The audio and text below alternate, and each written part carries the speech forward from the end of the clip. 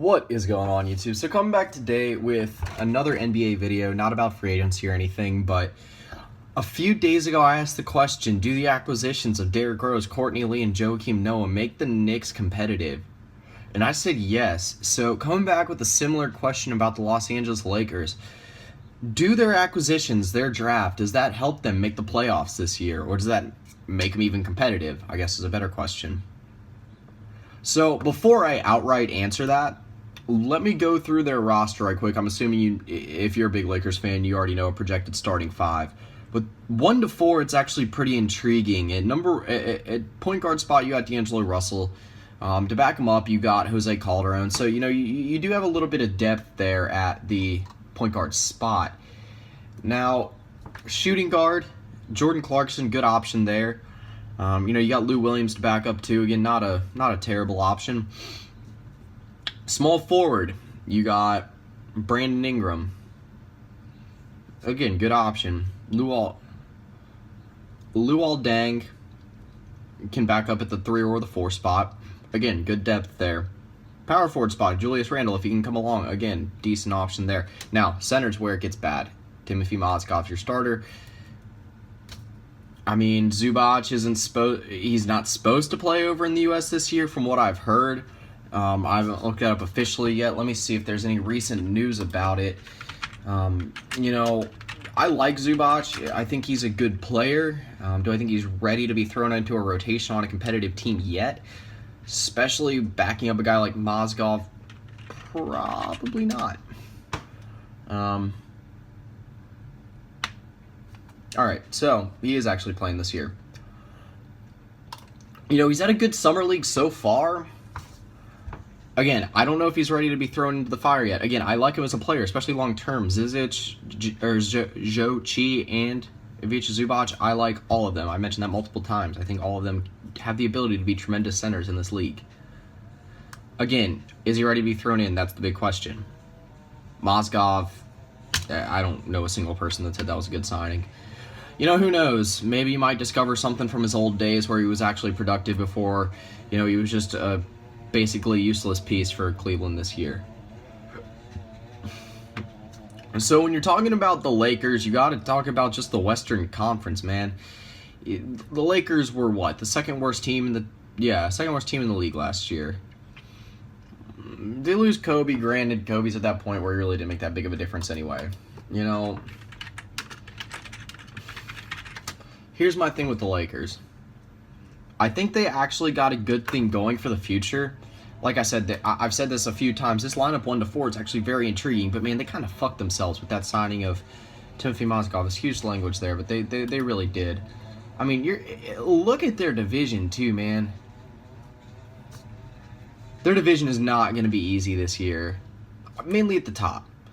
Warriors, Clippers. I still think the Phoenix Suns are a better team than the Lakers right now. The Phoenix Suns did a tremendous job in the draft, and I think they have a little bit more talented backcourt.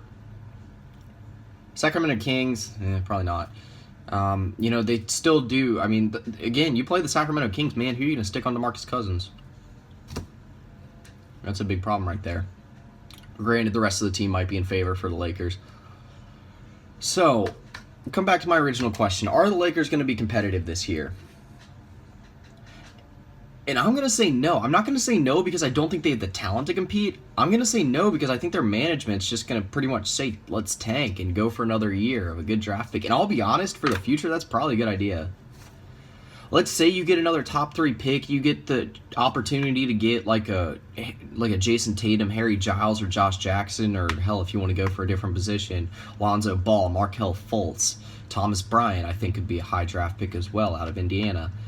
De'Aaron Fox, Malik Monk. There's a lot of guys. I think this is going to be a very good draft next year. But do you want to be competitive this year? The Warriors have given... be honest, you're in the Warriors division. You're not going to win it. Most likely. You can't say you're not for sure, but most likely you're not. Why not build for the future? D'Angelo Russell, I'd say franchise point guard at this point. I don't know about franchise player since you just drafted Brandon Ingram.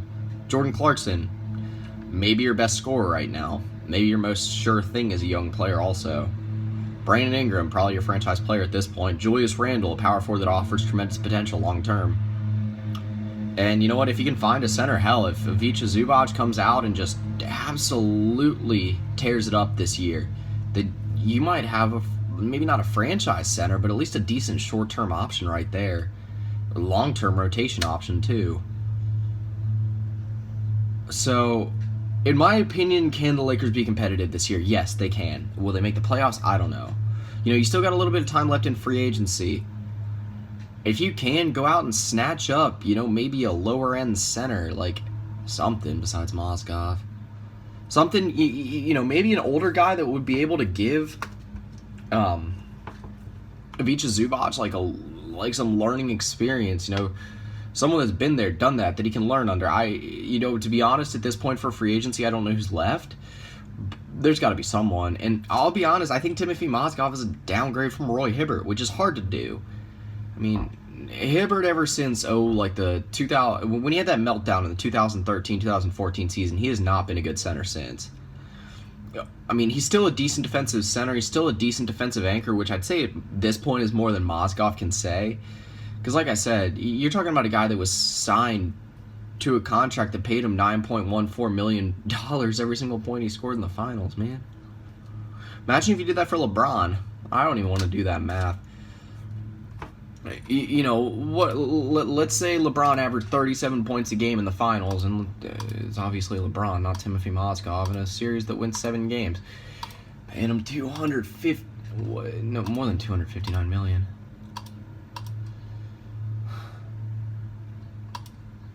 And then you got that times another 9. You're paying him $2.3 billion.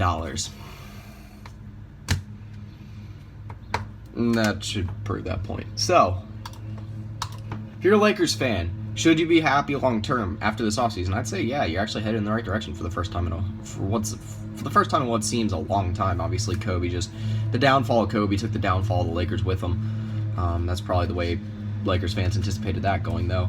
And then, you know what? After this, I'd say after this upcoming offseason, you can start looking up. Things will start looking better. Take it this way, at least to this point, you could have pulled a move like the Chicago Bulls and, you know, just basically said, screw the long term, we're going to try to win or just try to stay relevant right now and sacrifice a lot of good long-term pieces for it. Is it going to work out? Probably not. At least they'll stay relevant, though. Or the New York Knicks, you know what? Long term, they still have a franchise player. Granted, the Bulls still kind of have a franchise player in Jimmy Butler, and who knows who might arise out of, you know, I think Bobby Portis could be a promising player, but again, no one to the level of Porzingis, who I'm talking about with the Knicks. You know, the Knicks, in sorts, kind of did the same thing. You know, Derrick Rose, Joakim Noah, Courtney Lee, they're not great long-term options. I mean, all of them still got some good years left for sure, but, well, maybe. See if Noah and Rose can stay healthy and or stay productive. But, again, it's a question that remains to be seen. A lot of the good basketball powers are, you know, in weird spots right now.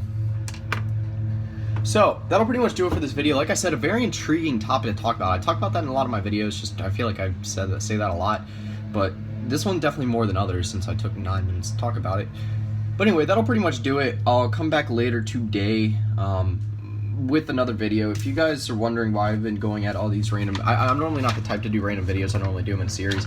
But I literally just have a list that I made a couple days ago of just good video ideas, in my opinion, mainly featuring college football, the NBA, and the NFL, just to fill the off season before, you know, my official preview time comes around for the NFL, and then also the NBA, and also before when we start really getting into the meat of things for the preseason for college football, which is one of my favorite things to talk about. But anyway, that's pretty much it. See ya.